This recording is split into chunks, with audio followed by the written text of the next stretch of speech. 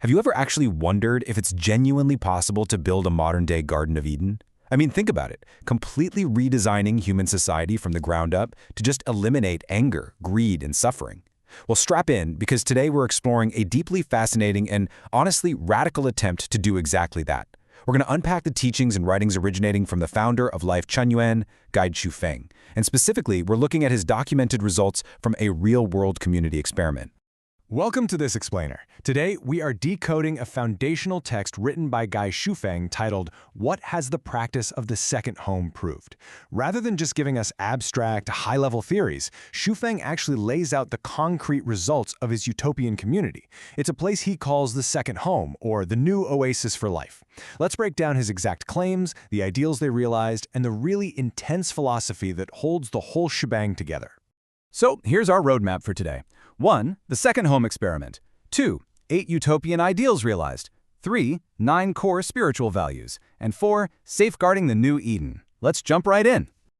Section 1. The second home experiment. 10 months in the new oasis for life. This is all about what happens when you take esoteric philosophies and put them into actual physical practice. Shufeng documents something pretty wild here. He states that during a 10-month period of practice, nearly 60 people lived together and celebrated the 2010 Spring Festival. And the documented results? They're astonishing. He claims that among these 60 individuals, 0 people lost their temper. Literally not one. No one was unhappy, no one felt unpleasant or unsatisfied.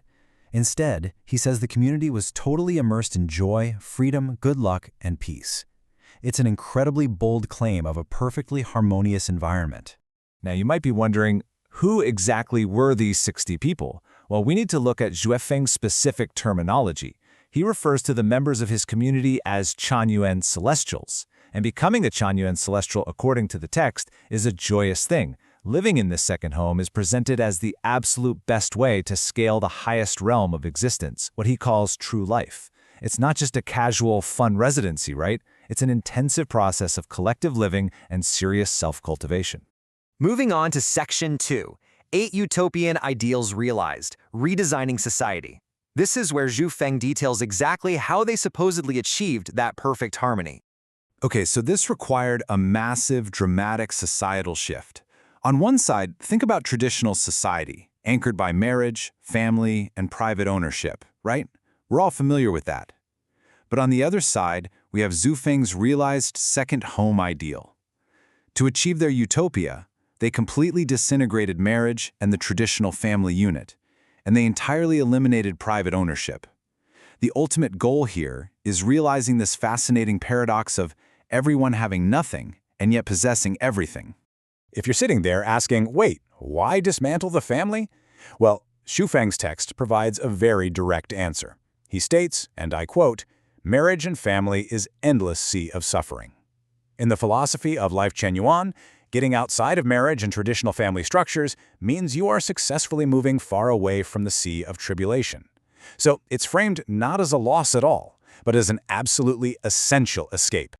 But it doesn't stop there. Beyond dismantling private property and marriage, the experiment claimed to realize a bunch of other major ideals. They realized the communist ideal of from each according to his ability and to each according to his need. Socially, they achieved an environment so trusting that no one pocketing anything found on the ground and no one bolting the door at night literally became a reality. On an individual level, everyone enjoyed pure freedom and blessing, all while maintaining perfect harmony between man and nature. Section 3. 9 core spiritual values. The internal philosophy. Now that we've seen the external rules, let's look at what's going on inside. What's really crucial here is that Guy Shufeng doesn't just rely on one single tradition. He actively synthesizes the world's major religions. He claims the second home realized Jesus' prediction of a kingdom without marriage, while simultaneously realizing Lao Tzu's ideal of Tao modeling itself after nature. In fact, Shufeng writes explicitly that the core teachings of Jesus Christ, Buddha Sakyamuni, Celestial Lao Tzu, and Prophet Muhammad are all validated as correct within the Shamian framework.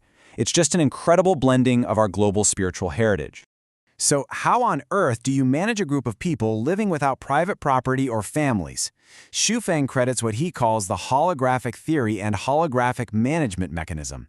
He asserts that this specific management system conforms most perfectly to human character and nature. And that is absolutely vital, because according to Xu, all the crises faced by mankind can be solved simply by solving the crisis of man's soul first. Therefore, the entire purpose of participating in this second home basically boils down to one thing: the sublimation of the soul and the perfection of consciousness. Xu insists that collective life, actively participating in building this new era for mankind, is the absolute most direct and effective venue to make that happen. Section 4. Safeguarding the New Eden. The fragility of utopia.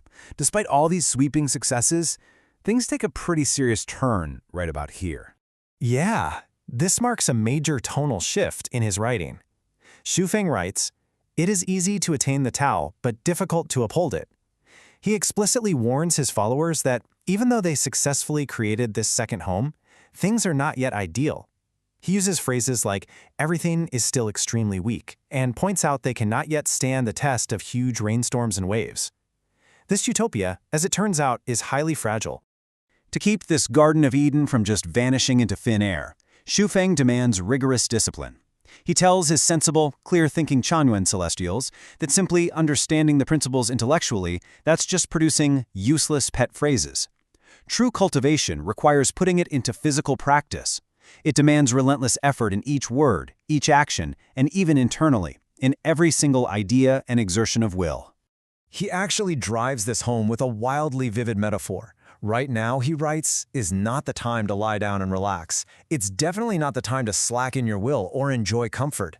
Every single Chanyuan celestial needs to forge ahead, conducting their self-cultivation as if walking on a tightrope and thin ice. One misstep, one moment of laziness, and the utopian dream shatters. So, what exactly is the path forward? Guide Xu lays out a literal step-by-step roadmap to the heavenly kingdom for his followers. Step 1, stick to the way of the greatest creator. Step 2, uphold what he calls the 800 values for new era human being. And Step 3, strictly follow the roadmap of the guide. By following these steps exactly, he guarantees that members will pay back their debts, accumulate heavenly wealth, and ultimately realize the true ideal of life. And that really leaves us with a profound final question to chew on. Xu built a community that completely rewrote the rules of society, tossing out marriage, property, and personal wealth in exchange for this absolute harmony.